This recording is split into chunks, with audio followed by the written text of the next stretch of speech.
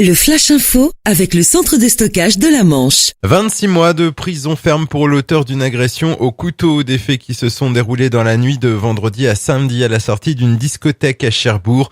L'agresseur, un jeune homme de 21 ans déjà bien connu de la justice avec 5 mentions à son casier judiciaire.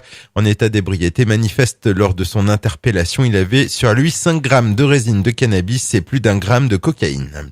Autre agression à l'arme blanche. Cette fois, ça s'est passé en marge du carnaval de Granville dans la nuit de dimanche à lundi.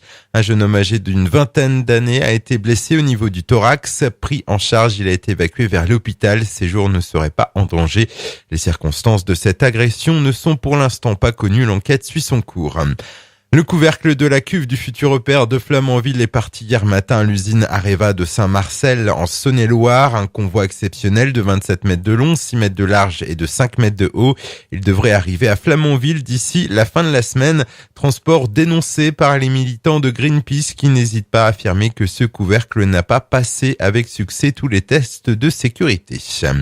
À Cherbourg, début hier, des opérations pour éradiquer la gale dans l'ancienne église Postel où sont installés provisoirement des dizaines de migrants, des conditions précaires qui ont contribué au développement de l'épidémie. Une trentaine de personnes seraient touchées par la gale. La désinfection des locaux doit durer 48 heures. Et puis football, toute la Manche et même toute la Normandie derrière Granville ce soir face à Bourg-en-Bresse, pensionnaire de Ligue 2. Les Granvillais tenteront de décrocher une historique qualification en quart de finale de Coupe de France. Match qui se jouera à guichet fermé. Plus de 3000 supporters prêts à porter leur formation vers l'exploit.